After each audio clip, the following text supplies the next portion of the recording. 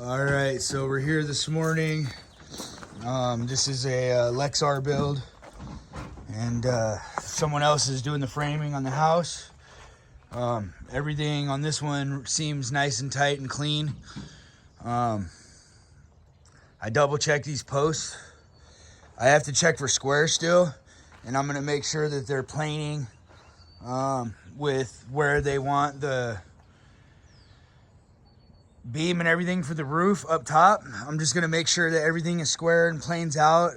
That way I don't lock in our deck, because we're here to do the framing on the deck, and then that gives the framers action at getting the rest of their stuff done up here.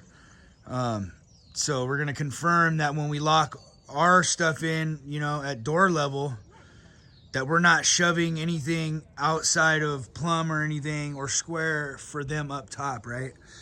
I just checked dimensionally from this post to that post over there, outside to outside.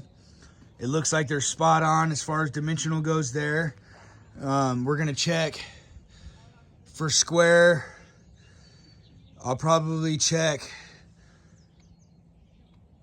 the side over here and then the inside. There's gonna be a beam up there. It's probably gonna pocket into that wall. I haven't really fully looked yet. Same thing there, that's probably gonna pocket into the wall.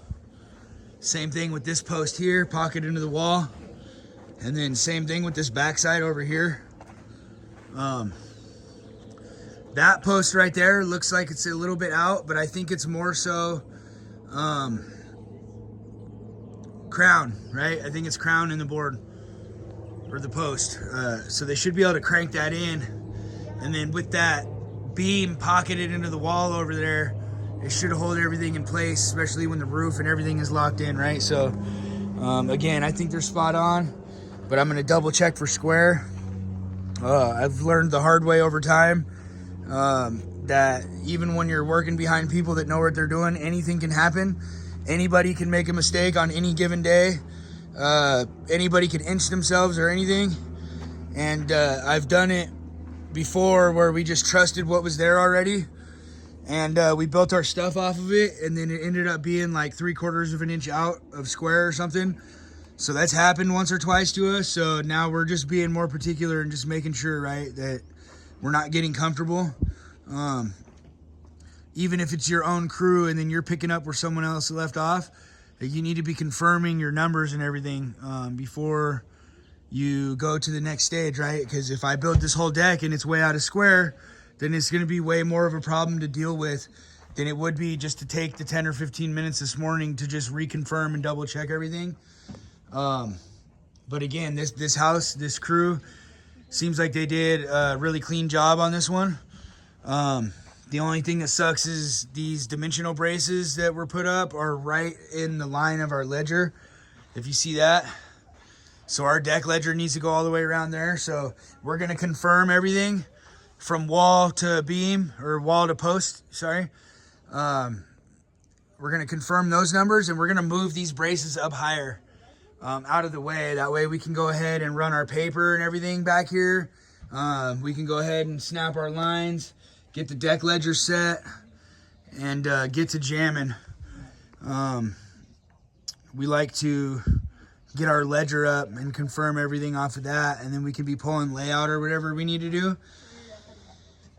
Then we can do the rest of our stuff, because if I have my ledger up, I can actually put one of the joists on the corner, and it just makes life easier because I can actually use that joist in the hanger and it'll hold that side up.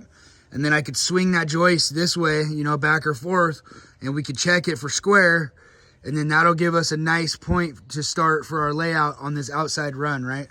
That's how I like to do it. Sometimes it doesn't work out that way.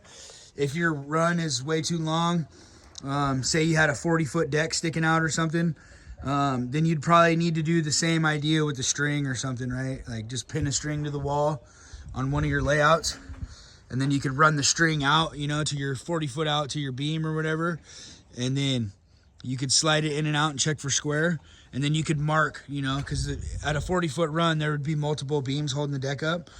So then you could just scribe right where your string planes through all those, And then that would give you a really good reference point for out here. On this deck here, it's gonna get like a 1 foot cantilever sticking out this way.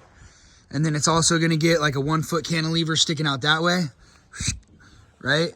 We're in a HOA, and the HOA wants a specific detail on these posts down here. They're getting some kind of post wrap situation.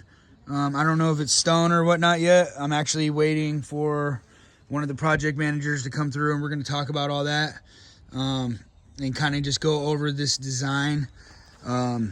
It was changed a little bit from what was in the original blueprints for this house. And so he's going to come through, and we're just going to kind of reconfirm everything. Today is Wednesday morning. We should be done with this one. I'll do all my thinking and everything, and we'll kind of just piece things together today. And then we should be done with the main body of framing by tomorrow. And there'll be some other stuff to frame when we get back. There's going to be a really wide set of stairs. There's going to be 16-foot wide stairs that are coming down over here. But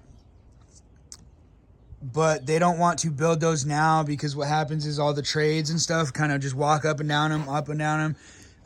Sometimes the stringers crack and things like that. So we're not doing the stairs right now. We're just framing this main body, and then the framers will be able to lay down sheets on that, and then they could put ladders and get way up there or whatever.